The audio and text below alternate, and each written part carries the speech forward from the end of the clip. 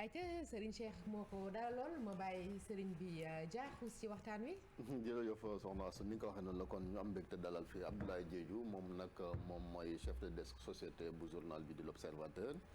ku ne xam na ko nag spécialité moom jëm na ci wàllu surtout mbiram police justice police nag gis nañ barki dem mu ñu génn benn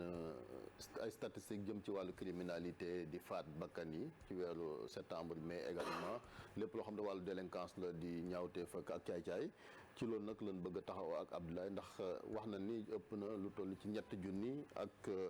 ñetti téeméer ak lu topp ci doomu aadama yoo xam jàpp na leen ci ay ñaawteef yu bari Abdoulaye luñ ci mën a jàpp ci boobee étude. waaw jërëjëf Chérif liñ si jàngat bi ñu mën a njëkk a indi mooy que doxalin bi nga xamante ne police mu ngi koy def nekk na doxalin bu bees boo xamante ne kii di directeur de la sécurité publique newoon fii plutôt muy Abdou Wahab Sall moom moo ko fi indi woon il y a juste quelques mois ci jàngatam dafa jàpp ne sénégalais yi dañu war a gën a mën a xam situation délinquance bi fu muy toll ci weer wu ne donc ci la def kii proposition boobu pour que chaque mois mu am police génnee benn bulletin boo xamante ne day def situation mensuelle bi ci délinquance bi aussi bien au Sénégal à Dakar que sax ci biir Sénégal. donc loolu moo tax communiqué bi nga xamante ne police def na ko du bu njëkk bi mooy def su ma juumulee ñeenteel communiqué bu ñu def ci li mel pour wan Sénégalais yi ne que lii ngeen xamante ne jotoon na fi xew lii fii la toll lii lañ jot police jot a def fii lañ ci toll. donc ci biir communiqué boobu it gis nañ ne que effectivement comme ni nga ko waxee joxe nañ ay chiffres yooyu nag ñi koy taataan. mooy ñi nga xamante ne mooy bureau des relations publiques. ñoom lañ ko dénk ñoom ñooy dugg en contact ak commissariat d'arrondissement yi ak commissariat urbain yi ñu jox leen situation bi nga xamante ne moo am ci biir weer bi ñoom ñu def compiler ko pour mun ko jox un peu. mooy ñu communication police service communication police. donc ki nga xamante ne mooy directeur DSP bu bees bi muy commissaire Modou Diagne te mu newoon Thiès bi mu ñëwee moom it bi mu ko fekkee fii daf ko continuer. parce que jàpp nañ ne ñoom xëy na lu baax la ñun aussi ñu mën a jàpp ne que ñun population. loolu demande sociale la en réalité parce que li ñu doon gis mooy que dina am ay cas yoo xamante ne day am après du ñu xam sax fu ñu mujj. donc lii occasion la boo xamante ne dinañ mën a taxaw ne lii kat amoon na fi lii it amoon na fi ñaawlu woon nañ ko fii la toll ñii jàpp nañ ñii jàppaguñu leen donc si dynamique boobu. léegi boo xoolee chiffres yi di ko méngaleeg xëy na yi weesu est-ce que jàpp nga ne criminalité ak délinquance day yéeg wala day wàcc. waaw xam nga ñoom seen bopp si biir communiqué bi ñu ngi wax ne que tendance baissière la. ba pare ñu indi ci tuuti firnde par exemple ñu ngi wax ne que ci weer bi nii taux élucidation yi maanaam bu ñu xayma li ñu jot a leeral mu ngi toll pratiquement ci 99%. loolu nag téeméer boo jël juróom-ñeent fukki yi tey jot nañ ko leeral donc loolu lu ñuy mën a firndal la peut-être sans ñu am ñu à notre niveau éléments yi yëpp parce que ñoom niveau police li ñuy mën a am comme statistique am na yenn yoo xamante ne dina xew ñun taskat xibaar yi nga xamante ne ñu ngi ci domaine boobu mën nañ ko bañ a yëg. ñoom mën nañ ko jot ñu comptabiliser ko donc mais ñun globalement li ñuy mën a wax mooy jéem a xool li nga xamante ne ñu jot na défrayer un peu chronique bi te ñun ñu liggéey ci suñu sukkandikoo ci loolu mën nañ ne li ñuy xalaat xaw na méngoo ak ñoom chiffre bi ñu joxe 99% yooyu. ñoom Abdoulaye ci xayma yi ñuy joxe yan délit xëy na wala yan crime moom mooy gën a faral di ñëwaat buñ ko mënee jàngat. waaw xam nga déjà il faut que ñu taxaw ci bu ñuy wax ne que ñoom tendance baissière bi parce que dañuy gis ne que ñoom ci biir tendance baissière boobu dañuy wax am na lu ñuy naan délit. am na lu ñuy naan crime si biir crime moom buñ ko waxee rek ñëpp seen xel dinañ dem ne am na ñu rey mooy homicide waaw faat bakkan donc délit yi boo xoolee c'est vrai que avant Covid bi di ñëw amoon na une certaine recrudescence délinquance bi amoon na ay agression yu xaw a bëri amoon na ay braquage ay cambriolage yu xawoon na takku tuuti mais bi Covid bi ñëwee ak instauration couvre-feu yi gisoon nañ ne daanaka dafa mel ni que defkatu ñaawteef yi dañoo lëlu woon. mais ci biir réew mi amoon na ay poches yoo xamante ni si desoon dañ doon dégg chaque fois askan wi di woote wallu ci yenn gox yee goxaat yu sori yi. tout à fait xam nga foofu il faut que ñu xaw a taxaw tuuti pour leeral parce que gestion wu sécurité ci biir réew dafa am ñaari fànn yu am solo benn bi mooy insécurité bi nga xamante ne mu ngi xewee ci biir par exemple kër ci biir lieu de travail ci biir boppu koñ ak insécurité bi nga xamante ne ay bande organisée ñoom ñoo lënkaloo ñëw ne dañuy li ñuy def mooy dem dal ci kaw nit ñi jël seen kii tey bu ñu jëlee nit ak jabaram ñu xuloo ci biir seen biiru néeg kenn rey keneen ki damay jox juste benn exemple dernièrement am na Tiwaawoon benn kay xamante dafa rey doomam rey jabaram xaru kooku amul aucune police aucune gendarmerie bu ci mën dara ni ñoom li ñu mën a def mooy ñëw def ay constat def ay prélèvement d'enquête ensuite ñu jéem a leeral mbir mi lu cas yooyu nag dafa bëri na amoon na Thiès koo xamante ne ndaw soo xamante ne faram wala lu niroog loolu ñëwoon na fekk ko ci biir këram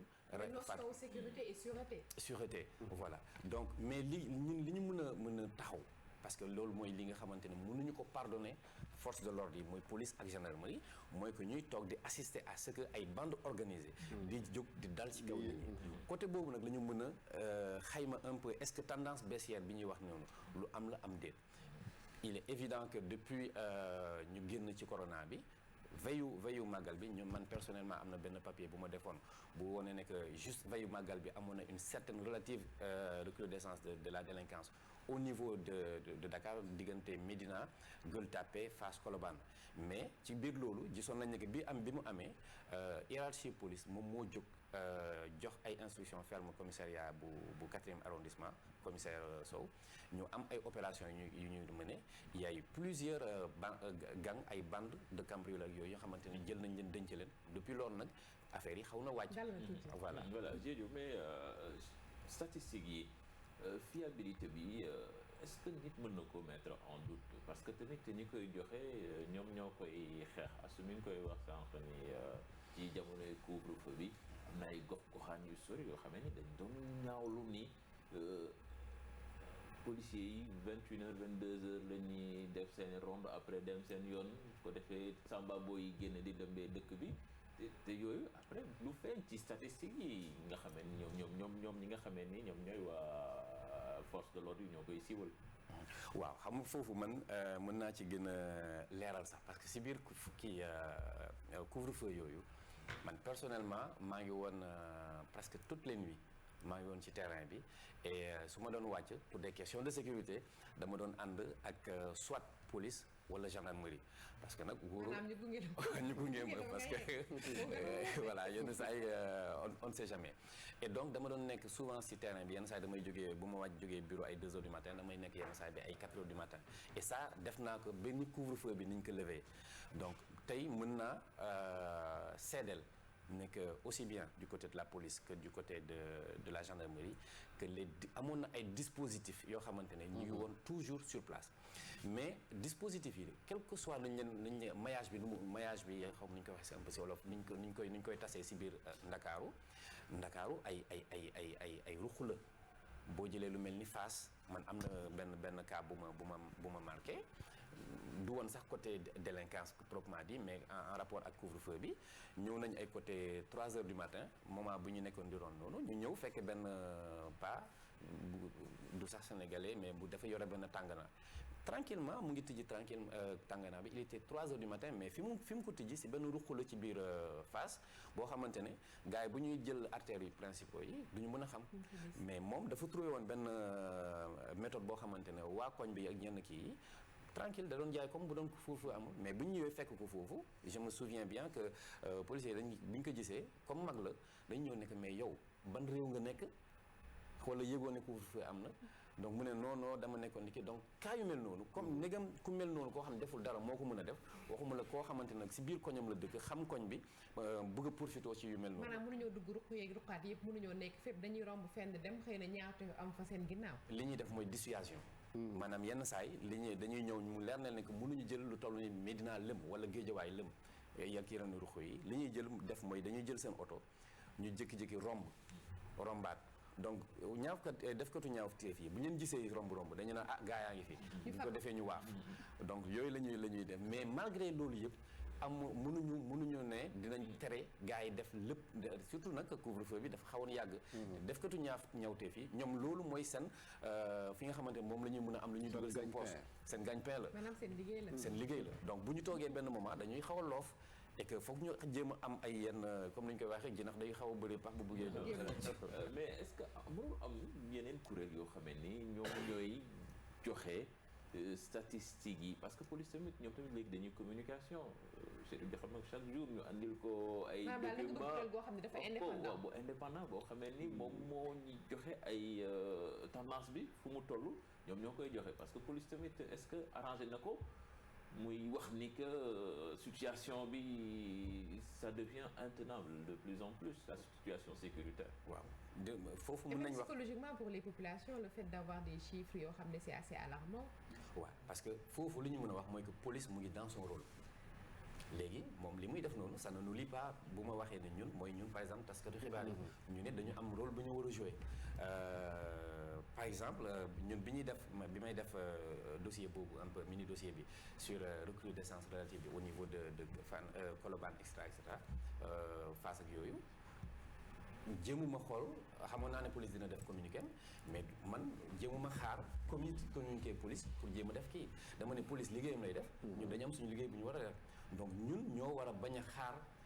li police di génnee ñu jël ko pour argent comptant dañu am ñun liggéey bu ñu war a def mooy que dañu war a mën a am wàcc si biir terrain bi dañu nekk comme ak ñoom sur le terrain dañuy def ay investigation comme ñoom la différence mooy que ñoom dañuy bu ñu defee ay investigation ay arrestation dafa am fu muy jaar ñun suñu investigation bu ñu ko defee dañuy yëgal donc police na nekk dans son rôle mais ñun également nañu nekk dans notre rôle boo xamante dañu mën a wax population bi lii mooy lii xew que ñoom it comme c'est des agents un peu assermentés mën leen a gëm ci parole comme ni ko Diedhiou waxee gis naa aussi ci faat bakkan yi dafa mel ni 4 cas lan wax ci statistiques yi nga xam ne joxe nañu ko. statistiques yi par semaine nga wax. par mois waaw pour septembre bi waaw. par mois la parce que statistiques yi man bu fekkente ne sax am na en tant que citoyen bu loo xamante mën nañ ko kii wax par rapport ak loolu li gën ce n'est pas que police wala gendarmerie ñëw génnee benn communiqué joxe ko li gën mooy que ñu chaque mois ñu organiser benn point de presse woo presse bi parce que ñoom ñoo fi toogal askan wi ñoom ñooy mën a am parce que mën na am si benn koñ bi benn cas crime boo xamante ne ñi mu dal am na loo xamante ne bëgg nañ ko wax mënuñu ko wax ñooñu mën nañ ko yeggee presse bi si point de presse boobu presse bi mën na ñëw ne leen kat affaire bi nii fan la toll dégg nañu nii ak nii ak nii pour que cas bu nekk ñu mën ko toog ñu leeral ko au lieu que ñuy yónnee juste un communiqué c'est bien mais mën nañ def un peu peut encore mieux faire. voilà mieux faire yaa ko wax ne police ngay wax. xanaa bi fi laaj bu mujj bi la bala ñu ko tàggu mooy xam nga loolu aussi gendarmerie aussi day gérer ku nekk moom fan la sa limite yam police ak gendarmerie ci wàllu. waaw loolu am solo la si biir kii parce que généralement bu ñuy wax insécurité biir Dakar par exemple lii ëpp police la ñuy wax. parce que boo xoolee ni ñu ko séddee ci ni ñu ko séddalee police presque mën nañ ne moo occupé 60% surface su Ndakaaru gendarmerie moom moo yor li ci des li et comme police moo yor en termes de sécurité li ëpp ci kii donc li ciy gën a xew ci zone am lay xew yeneen yi mooy xew mais gendarmerie également mu ngi def liggéey bu am solo côté. Merci beaucoup Abdoulaye merci c'était Abdoulaye Diedhiou notre chroniqueur maison du jour il nous vient du quotidien L'Observateur du groupe Futur Média Abdoulaye chef de desk société c'est bien ça chef noonu nga ko waxee woon de. société waaw mu ngoog jërëjëf Abdoulaye rafetlu jàngat bi jaajëfal la boo demee nga nuyu waa L'Obs bu baax ak RFM ak li ko wër. waa Medina waa day des ak ñun merci beaucoup merci Abdoulaye léegi ñu dalal sunu gan monsieur Baba Tandian c'est tout de suite